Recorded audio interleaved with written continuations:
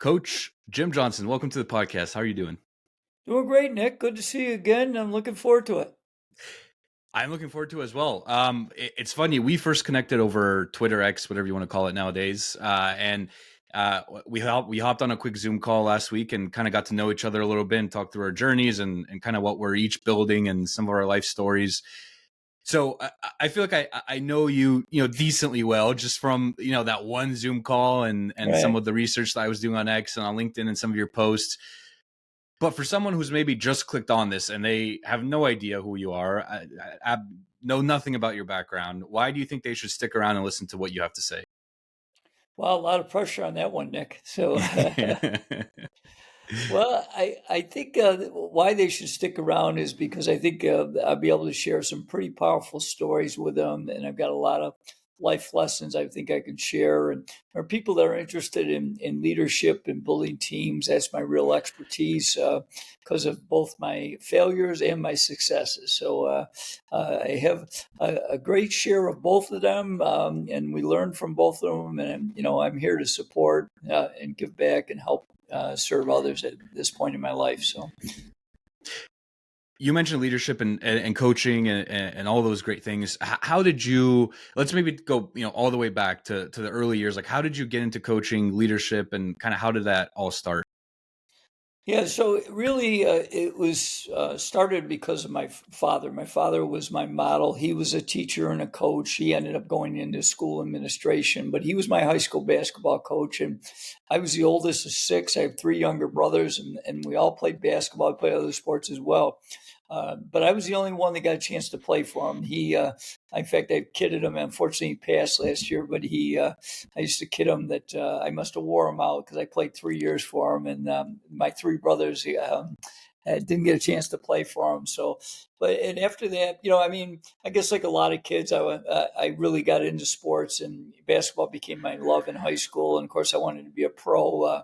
But when I got cut from my college team, that kind of made me realize that probably playing in the NBA wasn't going to be part of the package. But I love basketball, and I thought this is a way I can stay in it, is to be a teacher and a coach. And I did it for 35 years, and there was a lot of trials and tribulations, but certainly I enjoyed it immensely. And he was certainly my guiding force in that.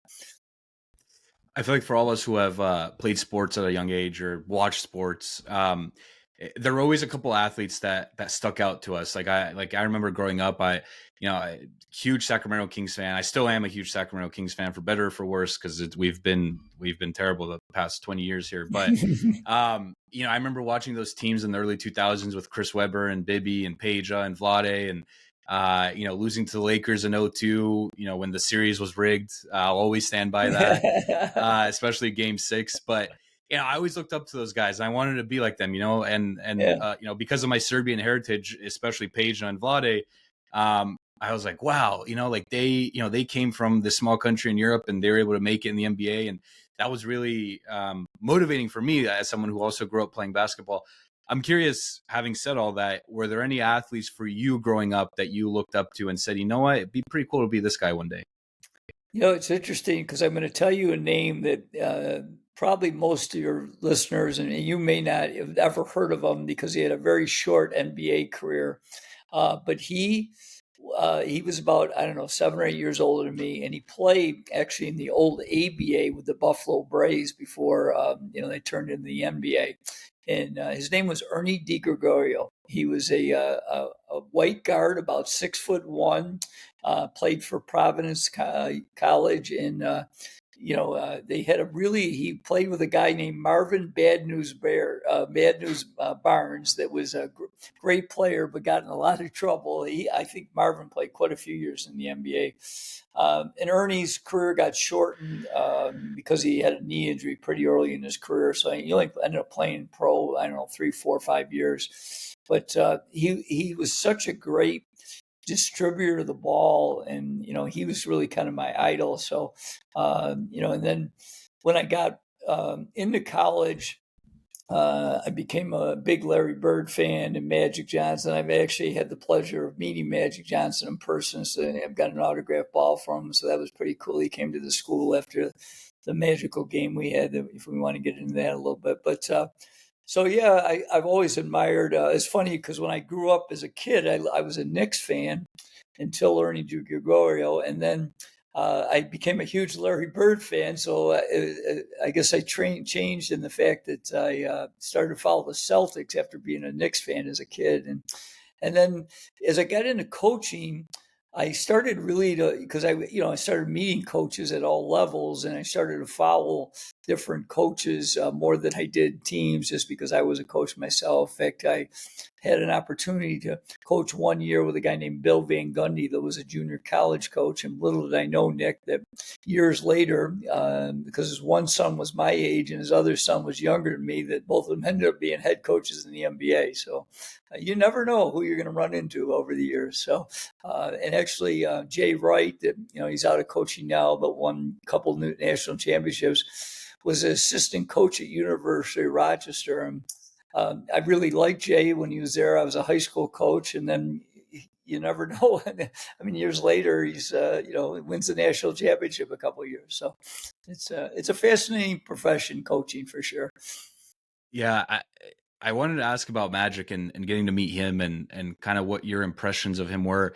And the reason, I mean, it's top of mind. I'm reading this book called Expensive Basketball by Shea Serrano, which is fantastic. It hasn't come out yet, actually. I think it comes out in a week, but Okay. um, fantastic book. And he has a section here about Magic. And I've been kind of making it my mission recently to go back and read about these NBA players that I didn't get a chance to watch growing up, because I first started watching basketball probably 2000 2001. I was 4 or 5 years old. Right. So the Magic Bird years, those are long before I was alive. Right. But so like to kind of culture myself a little bit. I want to go back and read about them and kind of read some firsthand experiences and kind of see what they're like. So that's why I'm curious to see what your impressions of Magic were and what the interaction was like. So, just to give you a quick context, I was part of a global inspiration story with my team manager. His name was J Mac, and he shocked the world. We can talk a little bit deeper if we want, but he scored 20 points in the only game he ever played.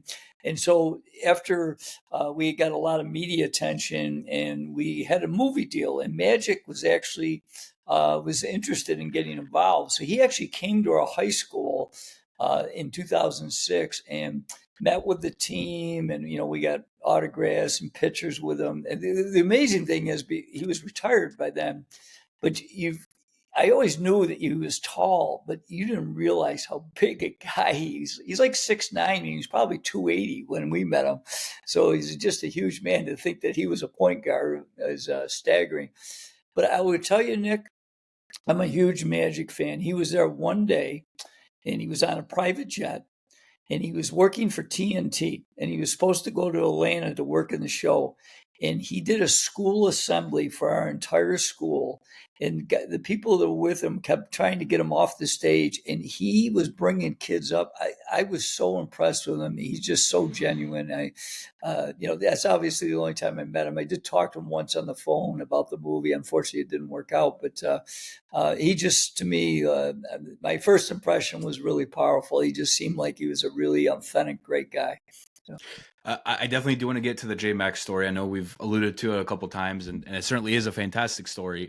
So can't wait to get into that. I do want to kind of tie up some loose ends here with your journey. So you start playing basketball, then you played in college, or were you coaching in college? What did that Actually, look I like? just played 1 year, and then I transferred to a school closer to home. I got a little homesick, and I didn't make the team. So my basketball career from a player ended my sophomore year in college. So that was pretty humbling. And in fact, it kind of really took me off. I got on, in fact, I kid people because sometimes I do presentations to college students, and I tell them that after I got cut from the basketball team, I changed my major to partying, and I got very good at it. But it's not the best way to get through college.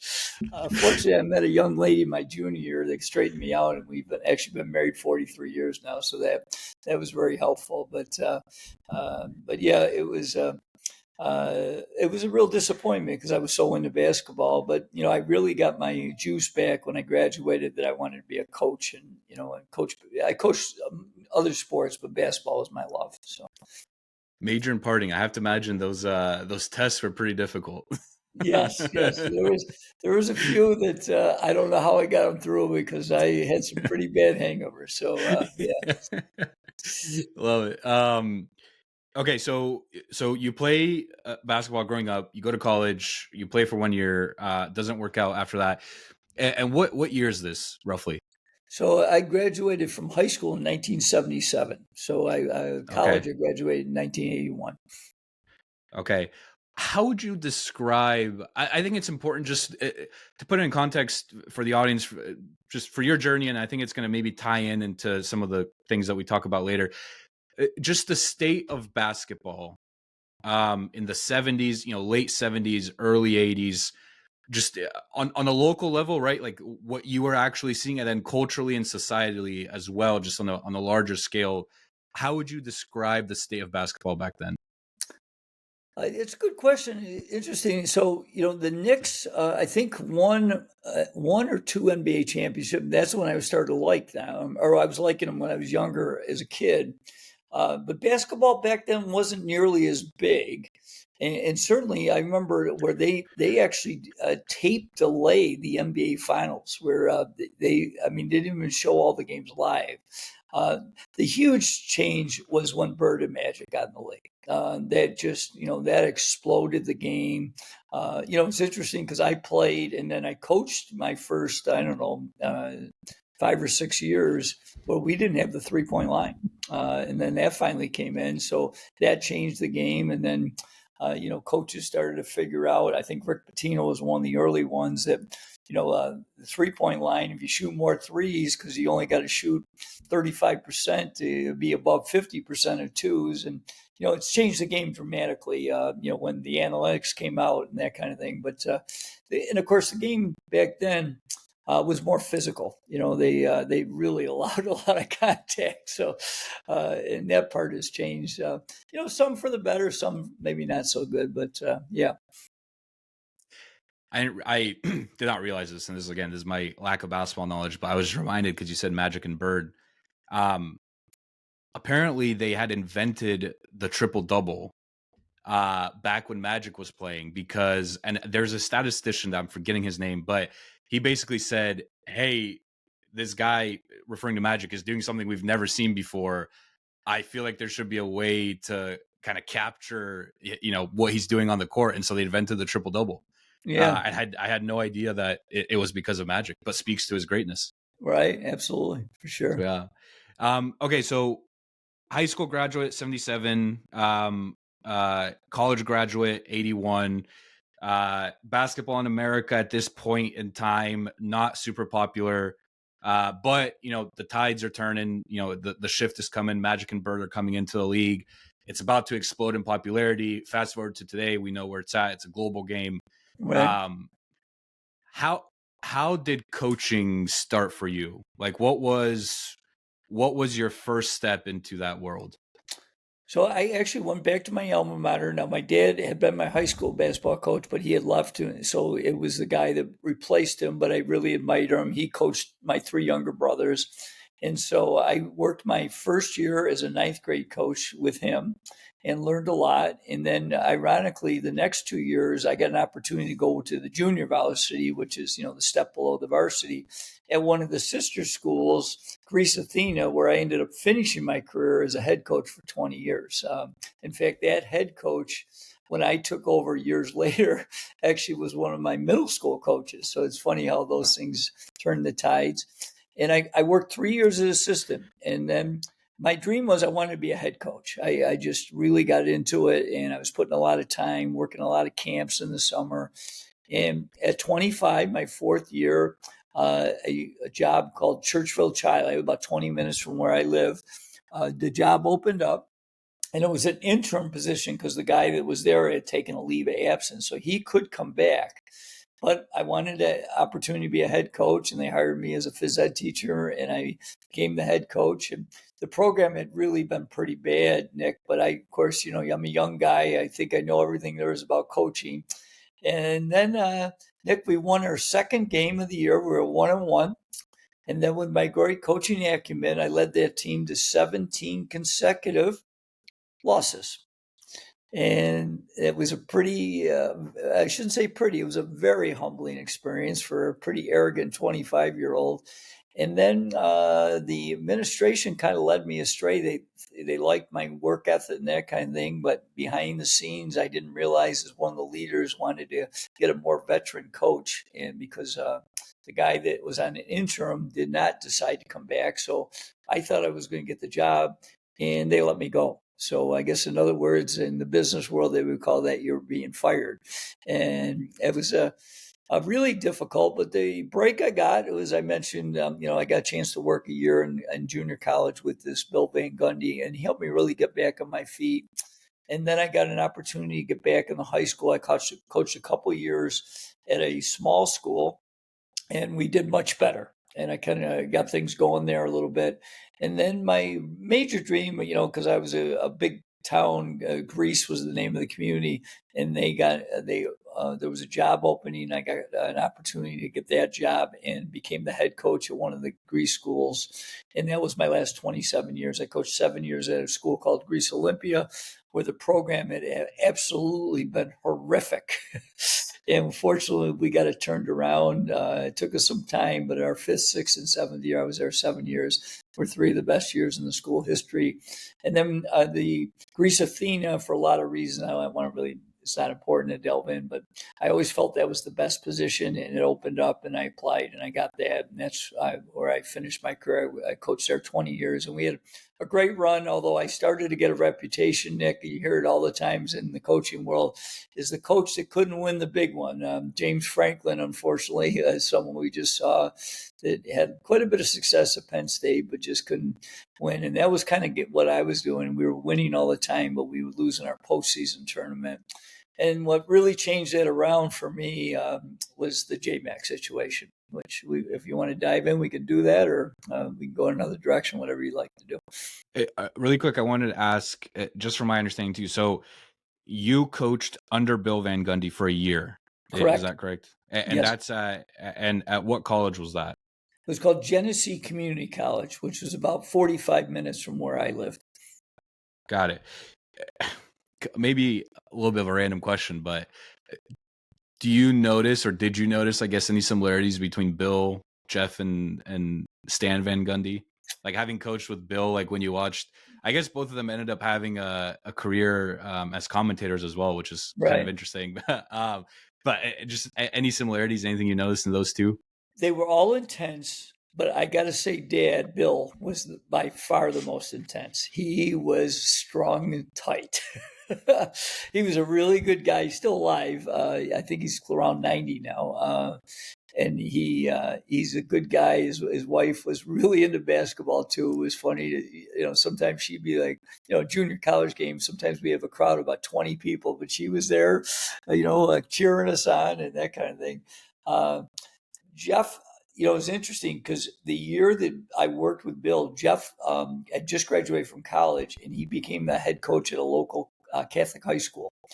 And I went and watched a couple of his games, and he was like his dad. He was so out of control, and he was crazy intense.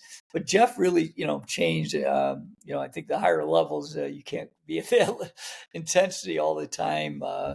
But the one thing that all three of them is they just had unbelievable passion and work ethic for the game of basketball. Why do you think, as I think through your journey, and we mentioned Jeff and Stan Van Gundy and Bill, why do you think some coaches make it? I mean, I guess as an assumption for this question, we'll use the NBA as like kind of the ultimate, as a coach, like a basketball coach, that's where you want to end up. Um, what do you think the difference is between coaches who make it to that level and don't? I think it's a couple things 'cause I have thought about this over the years. I think it does start with your drive that you just got to have a relentless drive that you want to coach at the highest level because you're going to have it's going to in most cases be time consuming and you're going to work for nothing or very little for at least a few years because breaking in even to the division 1 college level is very difficult unless you're a pro player or something where it might have speeded up. But if your time normal Tom, Dick, and Harry like I was, and like Jeff Van Gundy was. Jeff was a good Division III college player, and Stan was the same way. But they went through. I mean, they different levels and working low level, low paying jobs. But then I'd say the other huge thing is um, getting to work with somebody that does great. And you learn from them, and then of course you can spin off of their reputation. In fact, I've told this. Jeff Van Gundy he came to the Knicks, so he was a graduate assistant for Rick Pitino, and Rick Pitino left to coach the Knicks. And this guy named Stu Jackson was one of Rick's assistants. And Jeff stayed on at Providence, became a full-time coach, and they got fired after 1 year. So the guy that took over Rick Pitino, it kind of struggled. But anyways, Rick Pitino left the Knicks to go to University of Kentucky, and Stu Jackson, one of the assistants, took over. And Stu loved Jeff because it was work ethic, and hired Jeff as his assistant. And Jeff ended up coaching with Stu Jackson, and I can't remember if they fired Stu or he left. Then he had Don Nelson, Pat Riley, and Joe John McLeod. They were all, high level. Pat Riley as a Hall of Fame coach. The other two were, I don't know if they're in a Hall of Fame, but they certainly were very good coaches. And then they ended up firing John McLeod in the middle of the year, and they brought in Jeff Van Gundy, and he ended up doing quite well. And Stan was a little bit different. Stan got more into the college, and then get an opportunity to get into the NBA as an assistant. And their drive, their work ethic was just phenomenal. And they were loyal, and that's what it takes. You got to get yourself in the right situation and build that reputation, and then when you get your opportunity, make it work. So. I feel like it's ended up becoming, maybe inadvertently, a pretty big topic for this podcast, but just the importance of luck, and I feel like it always comes up because, just with the guests that I have, we talk about some level of success, right? Like everyone's achieved some level of success, whether it's a player, a coach, entrepreneur, and so I feel like luck inevitably comes up as one of those topics that I almost feel like sometimes people don't want to talk about, because it seems like we have no control over it. Like either you get lucky or you don't. Right. My stance has always been you can do things that put you in situations where your opportunity for luck is increased. So Mm-hmm. if you do the right things right, like someone on X put it a lot more succinctly than I just did, but they had said you're increasing your surface area for luck. Like Mm-hmm. if you work hard, you mentioned the drive, the kind of relentless nature that both Stan and Jeff had, like you're increasing your surface area for luck. Now, whether or not you get lucky and whether or not you reach your ultimate goal, like maybe some of that is out of your reach, but at least you're giving yourself an opportunity. So how do you view luck? Like how important is it to get lucky? Do you think it's something we control? Yeah, I guess basically just a response to what I said. Well, I do believe in luck, but I don't believe that, if you go to the casino, you're going to consistently win because the odds are stacked against you. Okay. That's why they keep building those casinos because most people don't win. But you said a statement that I concur with 100% is that I think you have to start creating and developing habits that are going to help you have a better chance for success. It doesn't guarantee success, but if you're a really hard worker, you got a better chance. Now, does it guarantee it? Absolutely does not. You got to become a student, whatever your profession is. So if you want to be a great coach, you better study the profession, how to be a great leader, how to organize a team, how to have expertise in teaching whatever, in my case, basketball, like the Van Gundys. They really understood how to teach the game of basketball and how to bring a team together. So I think when you do those types of things, you have a better chance for luck. I do a presentation called Dreams Really Do Come True. And I share the JMax story, but I also talk about some things that can increase your opportunities to make a big dream come true. Now, it doesn't guarantee it.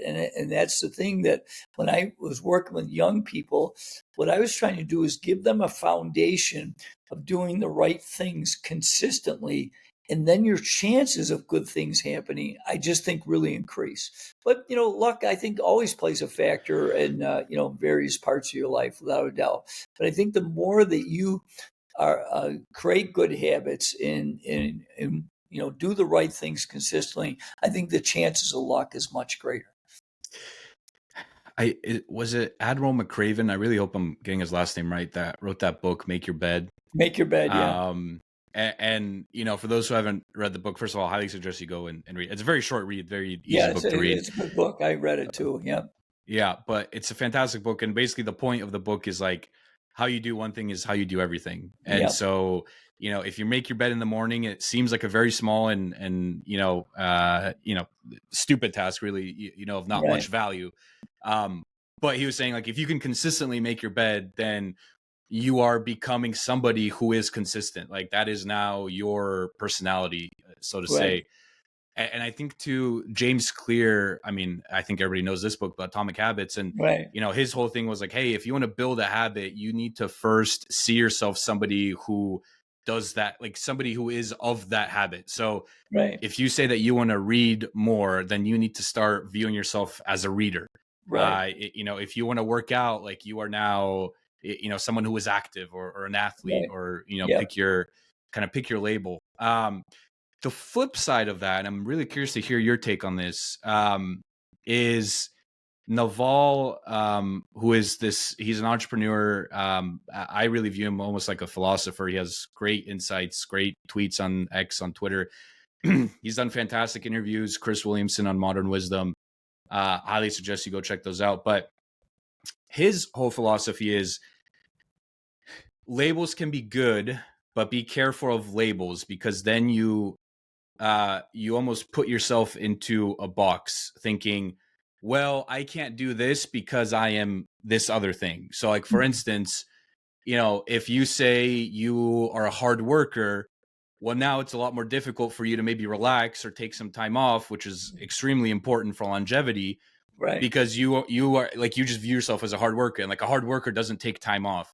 Right. So he said, be careful with labels, because sometimes you can almost label yourself into a corner, and Right. it doesn't give you the freedom and the flexibility to adapt and to change the circumstances. So all of that to say, I'm curious to hear what your perspective on that. I guess the kind of the dichotomy and the balance between both, labeling yourself, and using that as an advantage, and then also the disadvantages of that.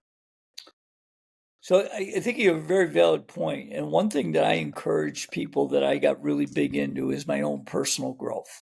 And and when you continue to strive to continue to learn, the one thing I think you have to learn is that there's times to be stubborn and resilient, but there's also times where you got to open your mind to being educated. Like you made a good point. And when I was growing up, if you got a reputation of a hard worker, the other side of that was, you can sleep when you're dead. Well, if you look at all the research now, if you have that mindset and you don't sleep much, you will die, and you'll die earlier. So those are the things that I started to really open up to, is because one of the things I teach leaders is if you're an effective leader, you're trying to get the best answer for your team, and it doesn't have to be your answer.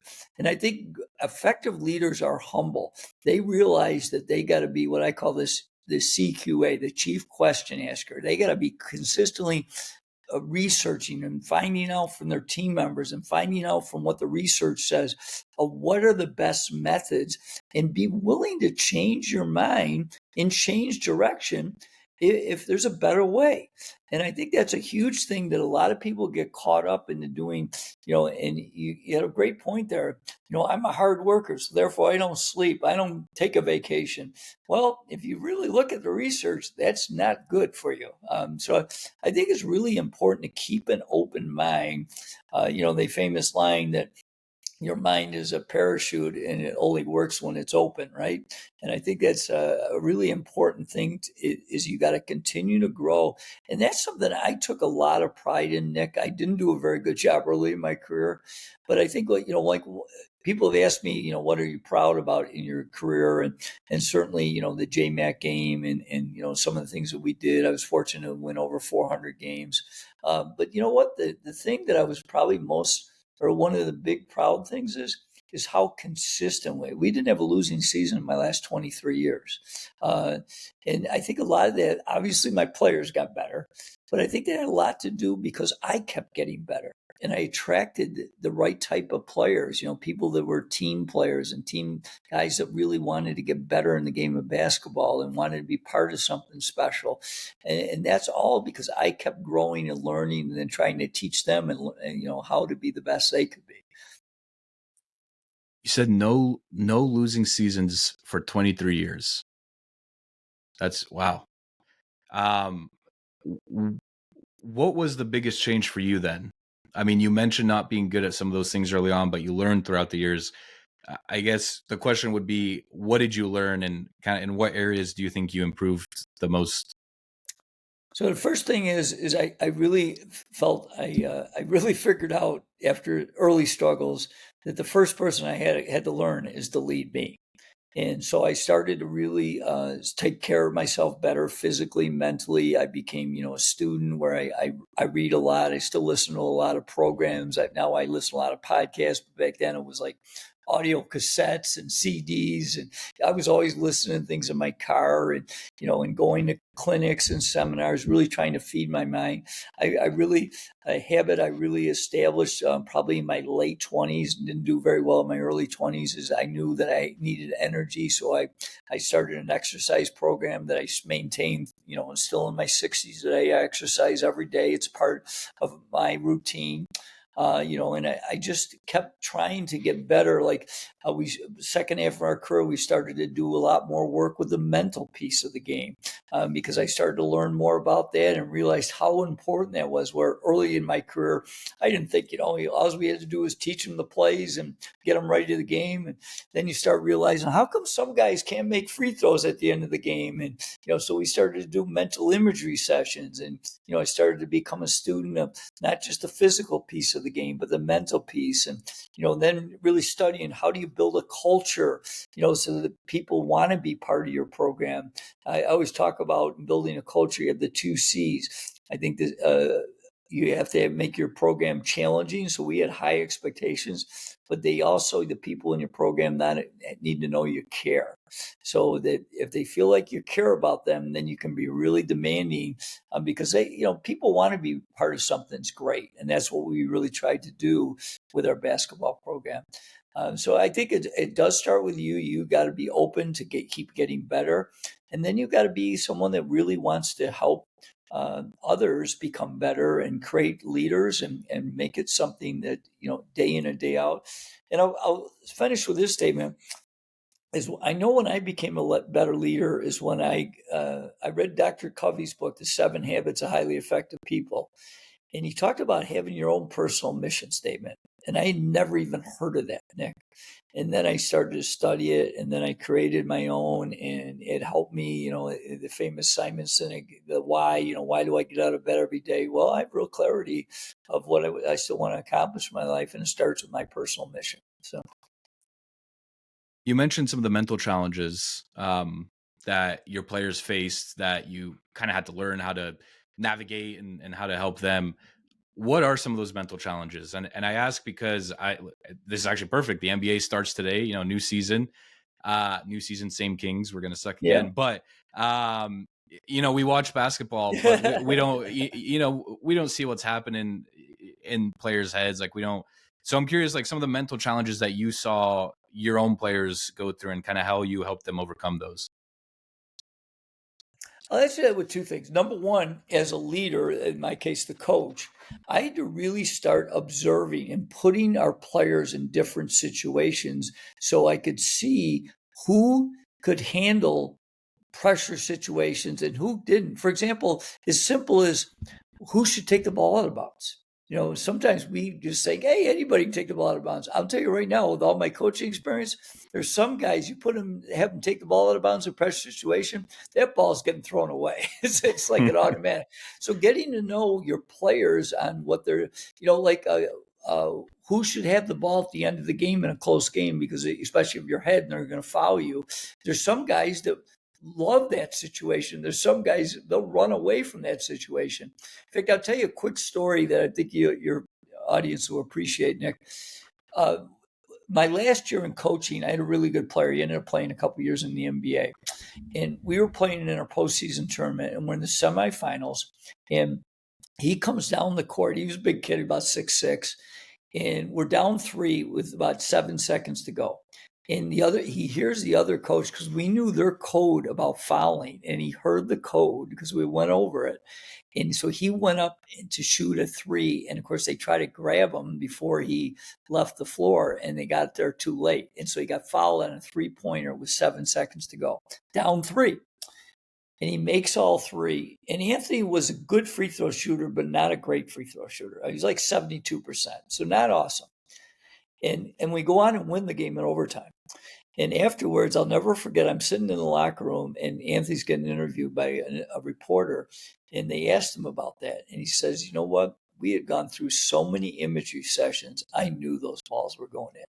And so I think that's something often we forget, that we need to train, the different parts of life, and mental is so important. And the more and more, I mean, there's more and more research coming out on the power of imagery, the power of meditation, the power of doing breathing exercises. So as I continue to learn that stuff, I was like, I sold it. Like I saw a research study about 3 groups in Ohio State. They did one group, they were all shooting free throws. One group didn't do any practice and didn't do any mental imagery. And after 6 weeks, they pre-tested, post-tested, they were the same.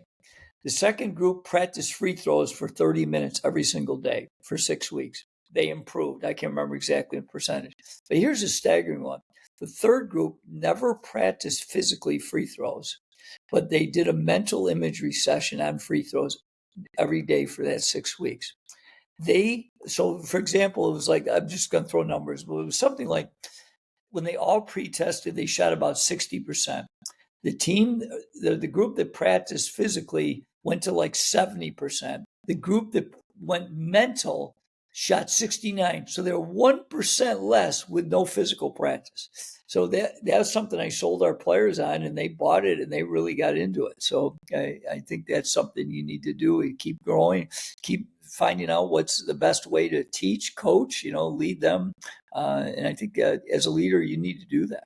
So. What are these imagery sessions? Like, what are you actually doing? So in this case, and you can do a lot of different things. You can include, like I do a meditation every session or every day, where I actually go through because I'm an avid tennis player now. So I see myself hitting tennis shots.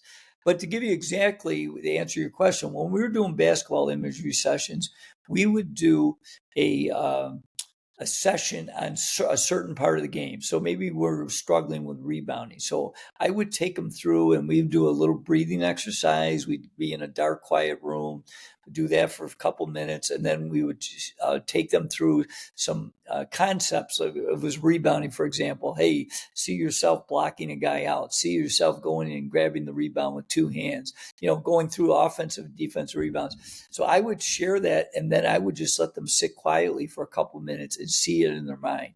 And we would do that for all different phases of the game, depending on, something we think we weren't doing very well, and just to try to enhance their confidence with it. I'm an avid tennis player as well. Okay. So I'm glad we have that in common. But I have a tennis story for you that I've told probably at least 100 times on this podcast. Yeah. Well, if I meet you in person, we're going to get the rackets out for sure. So yeah, absolutely. No, that'd be awesome. So they have that tennis, super famous tennis facility down here in Sarasota, Florida.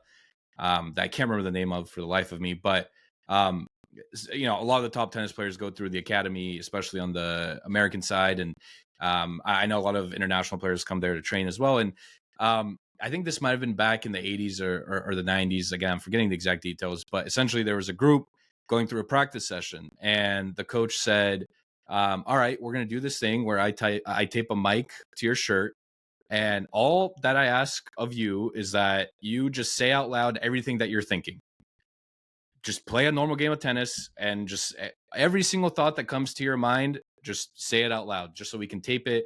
And he had marketed it as like some, I forget exactly what his market ploy was, but he didn't tell them like the real reason that they were doing this. And so whatever the tennis players go through, they do the session. And now comes the big reveal. Now the coach is like, okay, sit down in this room. I'm going to play back everything you had said during this match. And these players were listening to themselves talking on the court in between Mm. points and listening to the recording, and they couldn't believe that it was them saying these things, Yeah. as a tennis player, pick your favorite, you suck, you're Right. worthless, Yeah. you can't hit a forehand to save your life, whatever self defeating language you want to use here. But Right. I mean, they couldn't believe it. And now, it's kind of revealed what the point of this entire session was. And the coach was like, yeah, this is how negative you are in the court. So we need to fix this, and we need to Right. become more positive. And it reminded me when you're talking about imagery and tennis, like, I know, Djokovic, I'm a big Djokovic fan, because of Hmm. my Serbian heritage, but Right.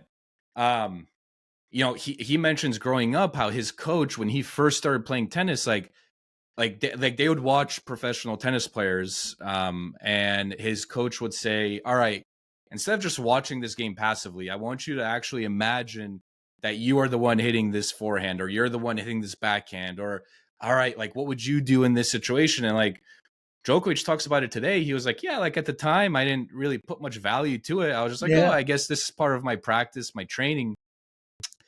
But he was like, oh, I like later realized, I was like, we were like, that was a version of like visualization of imagery of Hmm. kind of, visualizing how I wanted to play on the court and what I would do in specific scenarios, and kind of try to imitate certain people's forehands and what they were doing well. So, um, yeah, it's again, tying it all back to, what you're mentioning, the imagery that you used with your players. I feel like it's become such a big subject and such a big, topic. Honestly, kudos to you, even back then, using it in your own training, because I certainly feel like recently it's caught a lot of steam, but back then it may not have been as popular. Yeah, I think that was something that we were ahead of many of our opponents, because one of the things I talk about in leadership is how to create an edge for your team and organization, and the mental piece. In fact, I'll give you a little sidelight, but I'll give you your story right there. Like if I heard that when I was coaching, you know what? We'd have gone back and we'd have done that, because that's fascinating to me, and it was very powerful. Like we taught our players a little exercise I learned from like a sports psychologist was, if you make a mistake, say to yourself, cancel, cancel, I'm better than that. And that's something we taught our players, just to have them work through. Because, a lot of sports, and basketball certainly one, the game's fast. You're going to make an error, but you can't time. Like one of the things we talked about with our players is we didn't want to make a double error. And what do I mean by that? Well, Johnny goes in, he misses a layup. No one's happy about that. You shouldn't have missed it, right? But Johnny would not come out for missing a layup. He would come out if he went to double error. The double error was he didn't run back on defense. Okay. Then Johnny's mom and dad are pretty pissed at Coach Johnson because he came out of the game because he missed a layup. And then I would say, Johnny, make sure you tell your parents you know why you came out. It wasn't because you missed the layup. It's because you didn't run back on defense. And I think that, that's what we were trying to teach from a mental training. You know what? The game is quick. You got to be able to overcome adversity and move on, because the game's going to pass you by if you don't. So Did you ever find that you yourself struggled with confidence, or was there ever a period of time where you noticed the player was really struggling with confidence and you kind of had to pull him out of that rut? And I ask because I've mentioned his name a couple times already on this episode, but Chris Williamson was one of my favorite podcasters. He now does like these behind the scenes things where, it's like, oh, come with me as I record this podcast. And it's cool because he gives like insights and kind of Mhm. takes you through his mind as he's getting ready to record. And one of the things that he talked about that I resonated with deeply was this negative thinking and this thinking that things were going to go poorly or things were going to go bad. Podcasting, since we're talking about it, is a perfect example of that. Where, especially at the beginning, I think I'm a lot better now, but at the beginning, I'd say I'd have these thoughts of like, well, what if the interview, goes really poorly, or what if I get stuck and I can't think of a question, or what if a freaking meteor falls on my head? Maybe not that, maybe not that negative, but one of the things he talked about is like he noticed he was having these negative thoughts, and then he would go and do the podcast, and it would always end up being a lot better than he expected. It'd be great. Like the Mm, guests would say how much fun they had on the interview, and everything was great. So he was like it's almost like I'm torturing myself, like I'm going right. through these phases, and like I have the evidence, like I have the Right. evidence that it goes well and that I am good and like all these things, but yet they keep coming back. So tying confidence to imagery and some of the topics that we just discussed, how did you deal with players who were or who had low confidence, and how did you pull them out of that rut? So that's a great question, and I'll start with myself because I said that I was known for quite a while as a coach couldn't win the big one. So I went through some really struggle times because I felt like going back to your luck question, I was doing everything right, but we'd find a way to lose, in these close, tight games in the postseason. So I had to do a lot of work with myself in trying to. Uh, be more positive and be more and one of the biggest things that changed, because we ended up winning 6 championships in my last 11 years, was realizing that I had to be the calm in the storm. Because in postseason games, you have pressure. But what I was doing is I took a lot of pride in being a model for my players. But in those situations, I was a poor model. And that was something I really made a pact with myself. So it does start with the leadership and how you handle pressure situations. Then to answer your other part about a player is, the biggest thing that you can do for a player is to believe in them, and then make sure that you praise and recognize when they do things to reinforce their confidence. Like, John, that was awesome how you made the extra pass there. Or see how that was an open shot and you shot it with confidence, believe in it. And, the thing is, we started to do more of this towards the end of my career, but film is so big right now. So you can, put little clips of them, making 5 or 6 successful plays in a row so that you're reinforcing what you're trying to teach. And because confidence is a tough thing, and so they've got to see it, they got to believe it, and you got to reinforce it. And even having I teach leaders a lot how the power of one-on-one meetings, and just talking to them, and checking on how they're doing, and reinforcing that, hey, I believe in you, I know you can do it. And sometimes that's really encouraging to a young person, that they know that there's someone in their corner. Do you think that positive reinforce? I think there's research on this, but I'm curious from your experience. Do you think that positive reinforcement is stronger than negative reinforcement? And by stronger, I guess I should probably define what I'm trying to ask here. Do you see a bigger change in the player, both on the court and their response, when you use positive versus negative reinforcement? Yeah, so one of the things I talk to leaders about is your players. I love this line: you need to connect before you can correct. And so if you haven't built trust with your players, and that they know you believe in them, and that's where you got to start. You build that positive reinforcement, and then as it goes on, some you can start to you still want to praise them, but now you're going to do that a little bit less, and now you're going to make sure you're correct. And that's why you have one-on-one meetings. Say, John, you're playing well, but I see even a better John coming up if you just do a couple of these things that we're talking about. So I think it's really building that relationship so they trust you, and that they know that you're out for their best interest. And when they believe that, then you can be harder on them. You can correct them. And that's the other thing I teach leaders, is you got to build relationships and know your people. Like, there's some people I could call them out in front of the whole team, and they would handle it. And it was a great lesson for the whole team. There's some guys that did not go well. And I realized that as I got to know them. And so that was, sometimes I do that in private. Joe, that's not the way we do things here. If you're not willing to work hard, then you may have to find another program. And just kinds of things like that. But you got to realize that each player is different on how they handle praise, how they handle criticism. And that's when your job as a leader to get to know your people. How do you build that trust? I ask because I think Phil Jackson, obviously widely regarded as one of the best coaches of all time, but Right. I've had a couple people on the podcast and some who have hung out with Phil and Jeff Pearlman is a great example of that. Someone who I love his work. I love his books, but he actually spent a whole day with Phil Jackson up in Montana, Wyoming. I forget. I think he has a cabin up there, but Right. I had asked him, I was like, what made Phil such a great head coach? Because I remember when I was younger, when I was, naive, I was like, well, of course, Phil Jackson's a great coach. He had Michael Jordan, he had Kobe, he had Shaq. Like, Right.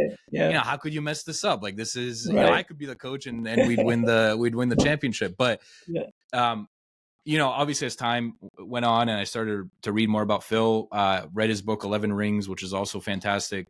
Yeah.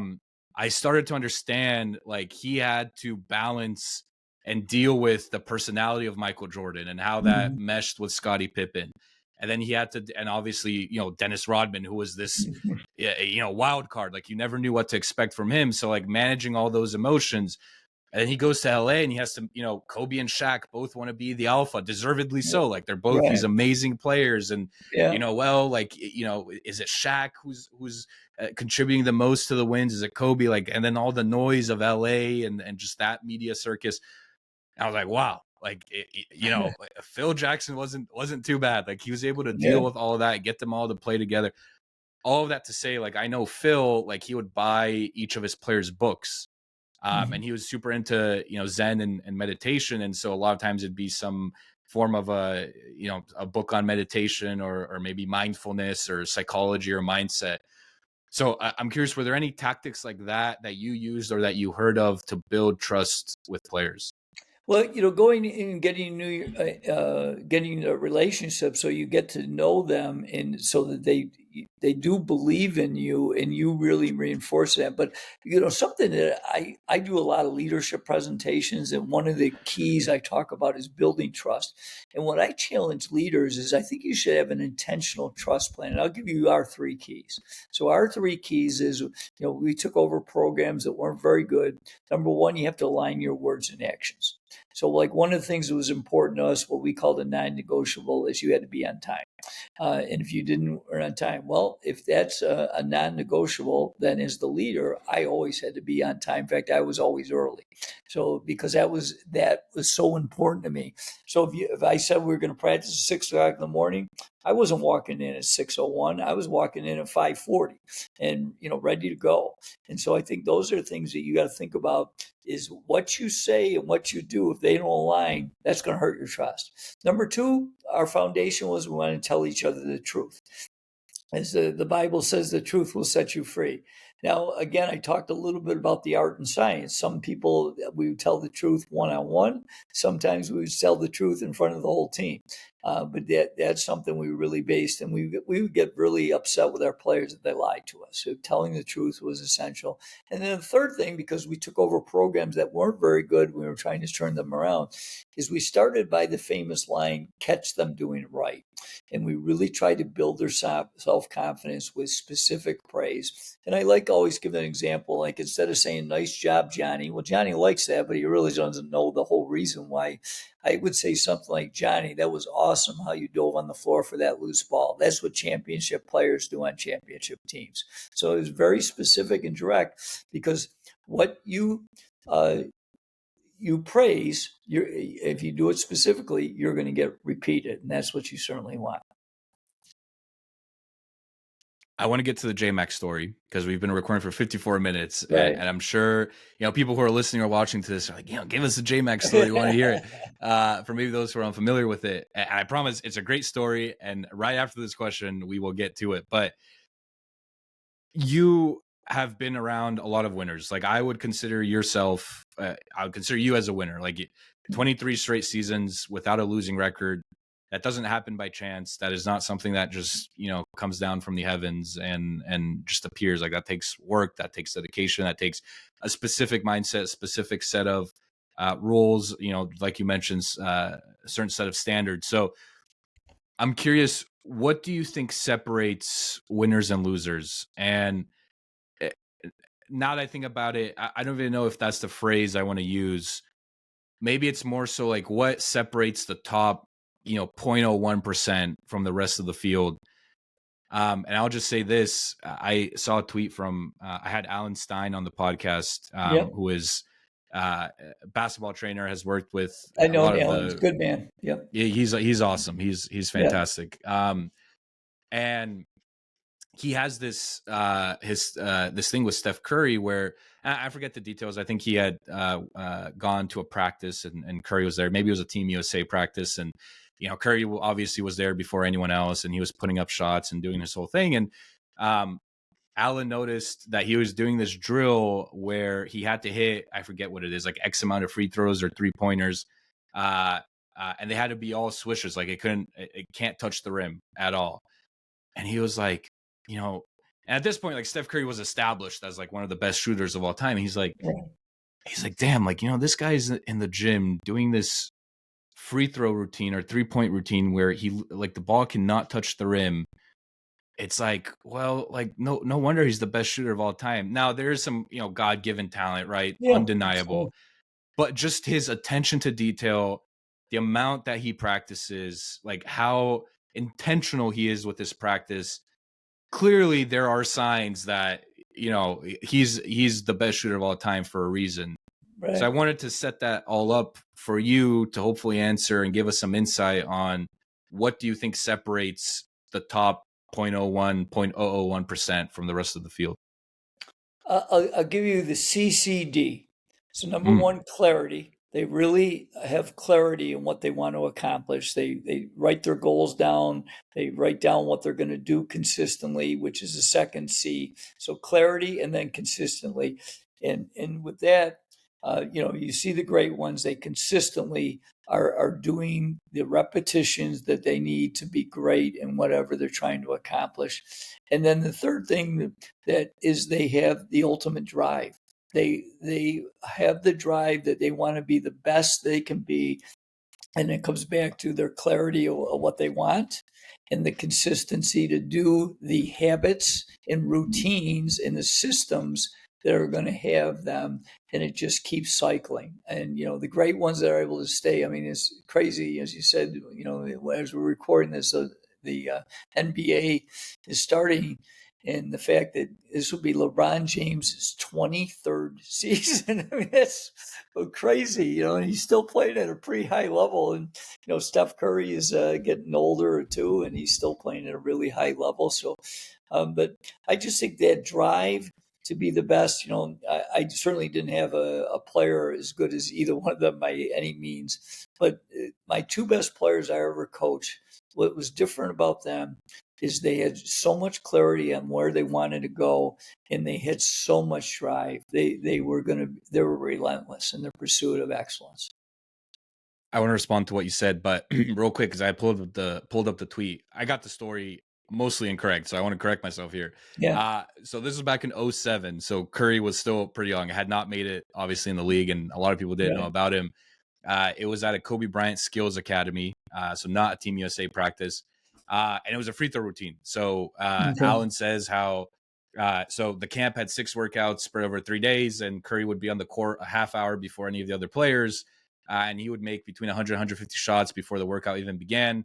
And then he wouldn't leave the court until he would swish 5 consecutive free throws. And that was part Wow. of his, Yeah. pre-workout. Again, this is pre-workout. This is not even the workout. This is just, warming Right. up for, Right. um, and I love this line. He says, so the next time you watch Steph Curry make a shot and you ask yourself how he did it, no, he was able to do it because he decided long ago that it mattered to him to be one of the greatest shooters of the basketball the world had ever seen. And he built the habits that would help him become exactly that. And I think it speaks to the point that you just made about the habits. I've been thinking a lot about this, and I'm glad we got to this topic. I think nowadays the bar, it's funny, you could look at this both ways, right? Like it's never been easier to stand out and be successful. It's also never been harder. And what I mean by that is it's never been easier in the fact when you look at your competition, and this is in no way, trying to demean anyone or do any of that. But if you look at most people, right, and Sean Purry has a great thing on this. He's like, if you look at most people like in their 40s or 50s, like Americans, like they're overweight, they don't have a lot in their savings account, and they're divorced. I think 50% of marriages end in divorces. He was like, yeah, I don't think I want to be an average American. Like that sounds pretty terrible. Right. Like Yeah, that's a good you're point. overweight, you don't have a lot of money, and you're divorced. That sounds awful. So he was like, let me try and do the opposite of that and try to stand out. So from like one perspective, it's never been easier because you have all the information that you'd ever need. Like the internet is a Right. magical place, especially now with AI. Like you can Mhm. literally have somebody else do it for you Right. with AI. But it's also never been harder because we're so distracted.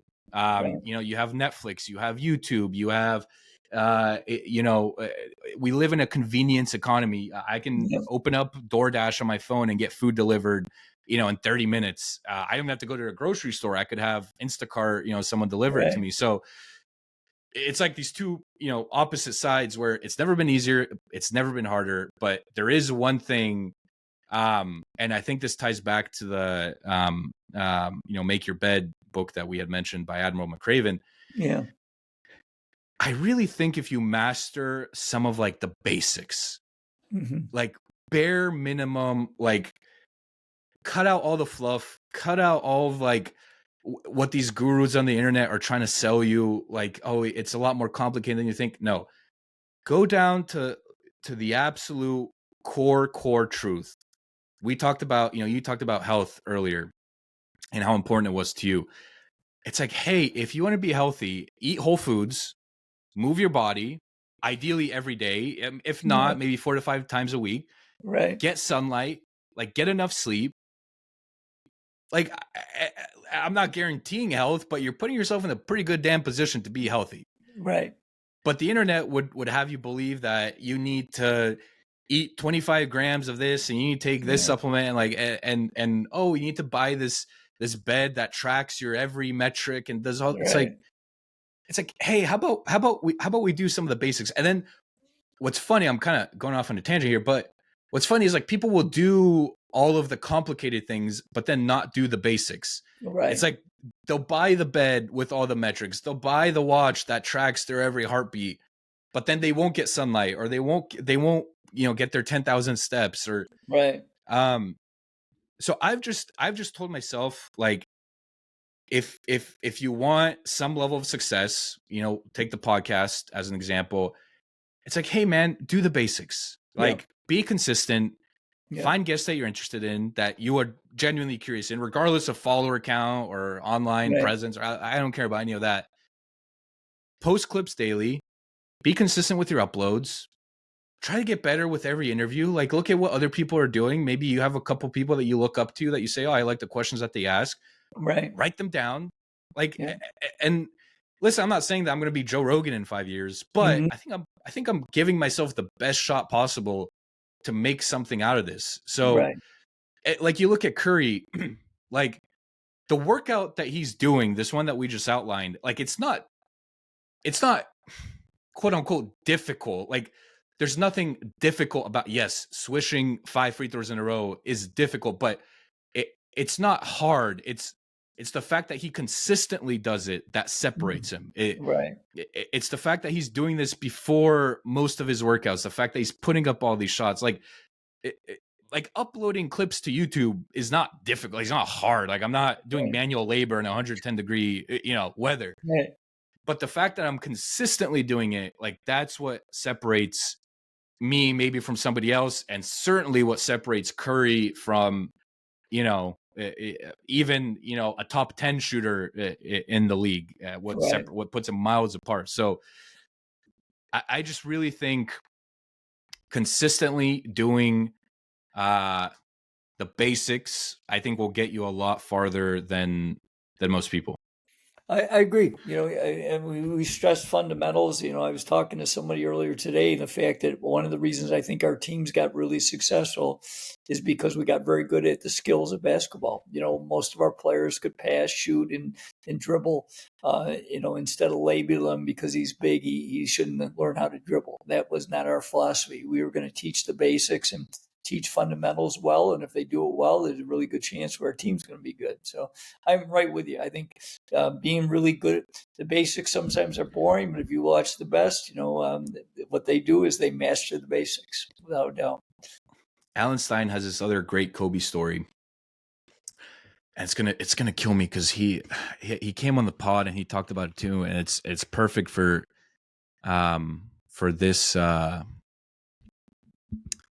this part of the podcast.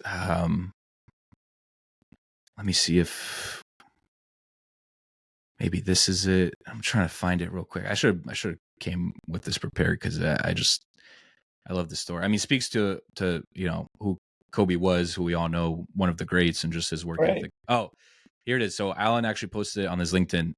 So he says, "Why are you doing such basic drills?" That was the question I asked Kobe Bryant in a private gym at 4 a.m. And the answer Kobe gave changed my life forever. This legendary story told by multiple voices in this video isn't just about basketball. It's about master humility and unseen hours where greatness is really earned. The basics aren't boring. They're where greatness hides. Trying to see, I was hoping he would actually talk about what Kobe told him, but it looks like I have to watch the video for that. I'll try to find it and I'll put it. Yeah. Maybe I'll insert the clip here in the podcast or something. But Right. let me see.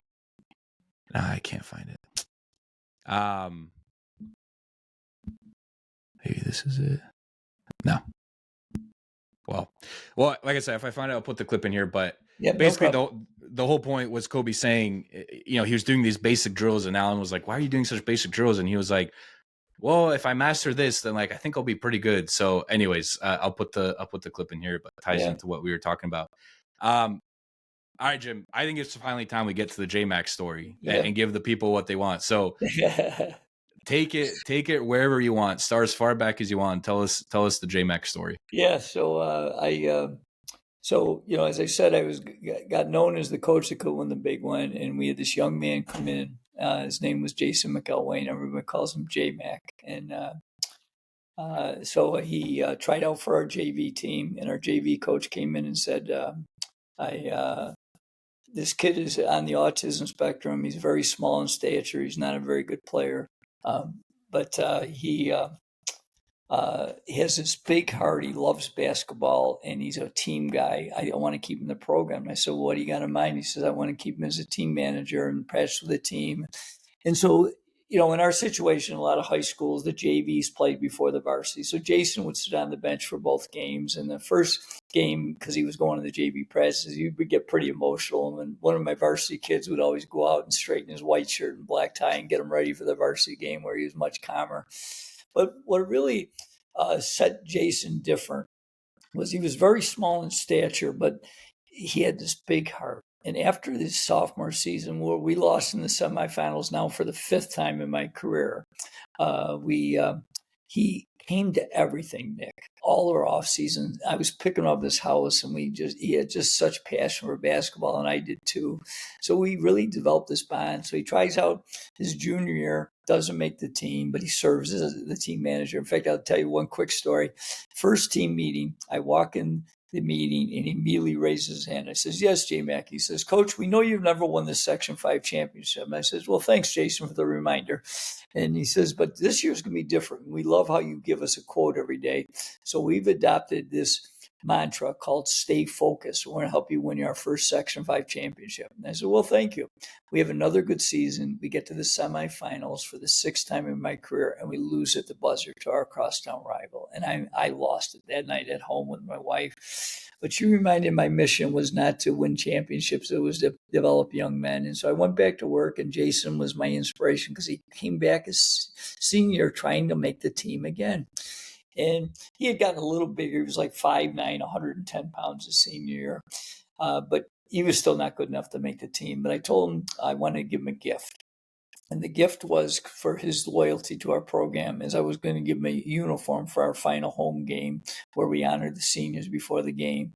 And I did that. I gave him a uniform. And even though I wrote a book about it, it was actually the first half of the season, the most difficult part I've ever had. We got a team that was divided. There were a lot of issues in my book called The Coach in America. It's too long of a story. The bottom line is we were underachieving because we weren't getting along. And Jason kind of was the rock, and I learned a lot, and I became vulnerable, and I reached out in a team meeting, asked him how we can unite. They finally started to share some things, and we started to play better towards the end of the year. And so senior night comes, and we had a really good crowd that night. We had a good student body following. They called themselves as 6 men, and they would come in their black and gold school colors. And so I wanted to get Jason with enough time to score a basket. I thought if he could score a basket, that's a memory he'll cherish. Well, but I also, because we had a lot of internal strife, I knew I couldn't put him in until I got everybody in.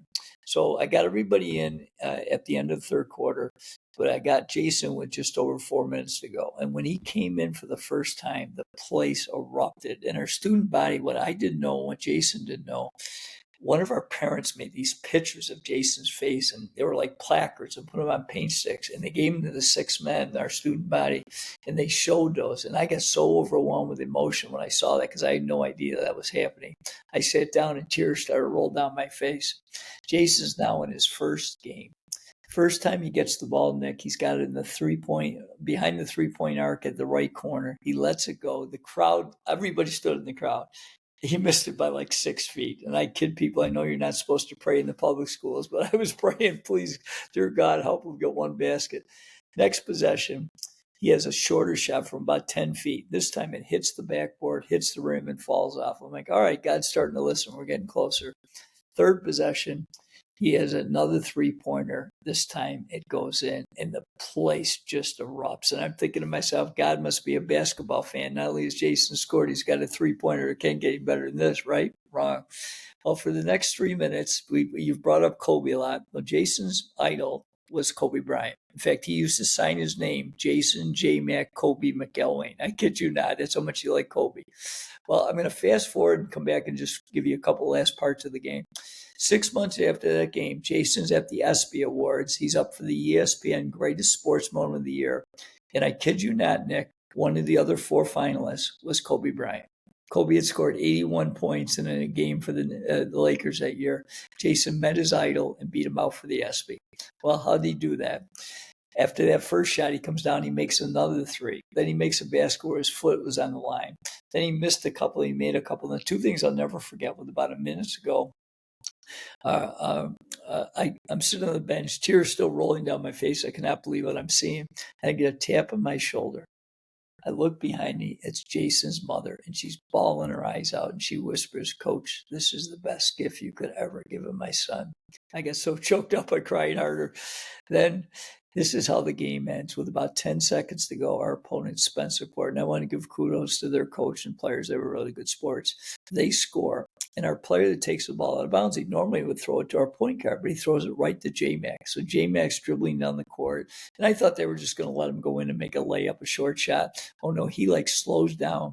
He pulls up like 2 feet behind the arc. I'm like, Jason, don't shoot from there. You're going to ruin the moment. He launches his rainbow. Swish. I look over and it looked like the scene from Ruby.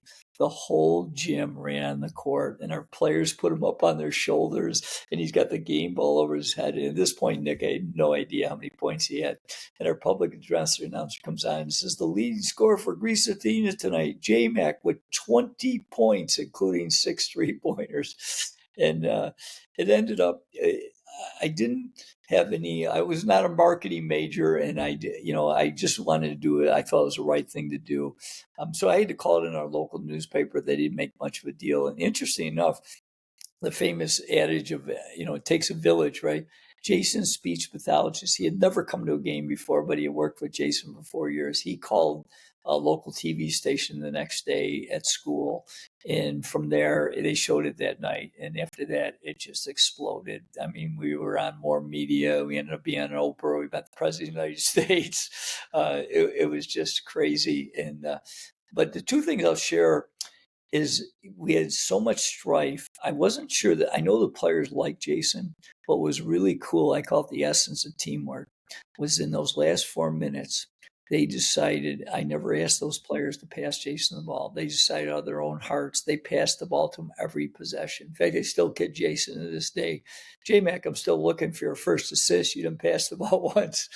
And then the last thing, just to culminate the story, Nick, as I mentioned earlier, I was a coach that couldn't win the big one. Well, we got a lot of media attention, and then the arenas, our area, they like sports, but it's not like Indiana where they're selling out for high school games. But because we got so much media attention, and we got to the championship game for the first time, and I walk in the arena, our arena seats about 10,000, and it's sold out. And normally for a championship game, we'll get like 4,000, and we start the game down 13-2. And we battled back. And I remember I talked to you about handling adversity better. And I stayed as a rock. I stayed positive, J-Mac. And we ended up winning the game late in the game and ended up winning our first championship, which was just unbelievable. And then Jason, 2 years after that, came back and volunteered in my program. And we ended up coaching my last 9 years together. And we won 5 more championships. So he was definitely my good luck charm. I mean, incredible story. And I think ESPN had put out an article, right? Kind of summarizing what happened. I mean, they had a 5-minute video that I actually show my speeches that, got like over 1 million hits. It was one of the first viral videos on YouTube. So, what do you think people should take away from that story? Or let me ask a better question. What do you hope people take away from the story? There's a couple things. I think that number one is the perseverance and the fact that Jason never gave up on his dream. But the other part of that is that I felt like I wanted to do something special because he was such a good teammate. He was always the first one in practice. He was rebounding for guys. He'd do anything. He ran the clock at practice. He just cared about the team. And I think so. If you have that relentless pursuit to be the best you can be, and you are a giver first, like he was, I think those are a couple great lessons. And what year was this? Sorry, this was 2006. So yeah. 2006. Wow. Yeah, it'll be 20-year anniversary next February. So that's incredible. I mean, incredible story. I mean, did you have any idea that he could put up 20? I mean that's not a small feat. Like 20 points is, you're pretty good if you're putting up 20 points. Right. I kid people. My book was called The Coach in a Miracle for a reason. I don't think you're ever going to see that again. I think the neat thing was, I think it did have a ripple effect. I think you see some pretty neat stories in various sports of kids that, had maybe a disability or whatever. So, I certainly that wasn't my intention, but it's really cool to see how that did have, I think, a pretty positive ripple on, giving people a chance. So that's a good thing. Yeah, absolutely. Jim, first of all, I'd like to thank you for sharing that story, and we'll put a link in to the ESPN article and the video in the show notes so that people can check that out and just read through or watch the story one more time. I've kept you hostage here long enough, an hour and 18 minutes, but it's flown by. This has been a fantastic conversation. I joked around with my previous guest. I always say, I judge how well the podcast went by how quickly the time, Right. seemingly went by. So if I'm at the hour mark and I'm like, oh man, how much longer, then it's been a tough one. But this one has flown by. So and it's been awesome, not only learning about your story a little bit more, but diving into some of those lessons and those principles that I think people can lean into and hopefully take away from this episode. Before we sign off, though, I ask all of my guests this last question. If you could have a 30-minute conversation with any athlete or entrepreneur from history, who would it be and why? It would be John Wooden, because I just admired, it's interesting, for your listeners who don't know, John Wooden is a legendary late, great UCLA coach, but people don't realize it was 16 years before he won a national championship. So in this day and age, he wouldn't have made it. They would have fired him long before he would have got that chance. But he ended up winning 10 national championships in 12 years. But I really started to study him and read all about him. I got autographed books from him. I never got a chance to meet him in person, but I know a couple people personally that got a chance to meet him and got to know him some. And he was just the real deal. And I would just love to ask him all kinds of questions about not only, how he led UCLA, but more importantly, how he led such a great life. So. Do you think what separates, we talked about how do people get into the top 0.01%, but in terms of becoming a great leader and separating yourself from other leaders, like what do you think that separation can be attributed to? You know what? I know I've been a little redundant on this, but I just think it's the ability to continue to be curious so you're willing to always strive to get better. Because I think people that get to that famous mountaintop, but you see it in so much in all industries where they get to the top and then you win a championship and then you don't hear about them again. It's because they don't continue to grow. They just have this one goal, and I think the best realize that that life is a continued journey, and if you keep getting better, you got a chance to have consistent success. But if you get to that mountaintop and that's where you want to end, you'll go down the mountain pretty quick. So, Love it. I feel like it's a pretty good way to wrap up this yeah. podcast and touch on some of the topics that we had discussed. Jim, where can people find you and more of your work? Yeah, so probably best is my website's coachjimjohnson.com. I'll be glad to give my personal email if anybody wants to reach out, is coachjimjohnson@gmail.com. So. Love it. And we'll put those links in the show notes. Coach, this was a fantastic conversation. I sure as hell learned a lot. And like I said, we had met recently and talked a little bit over Zoom, but just getting the opportunity to talk to you again and pick your brain on some of these topics and dive into some of the topics I think we both share a passion for was absolutely fantastic. So thanks a lot for your time. My pleasure, Nick. And I'm going to put it on. One day we're going to meet. My manager actually lives in Sarasota, and I'm going to get you out on the tennis court. So, no, we'll definitely have to do it. Have a little friendly match, or maybe not so friendly, but yeah, on the spirit exactly. of competition. Coach Jim Johnson, thanks again for coming on. My pleasure.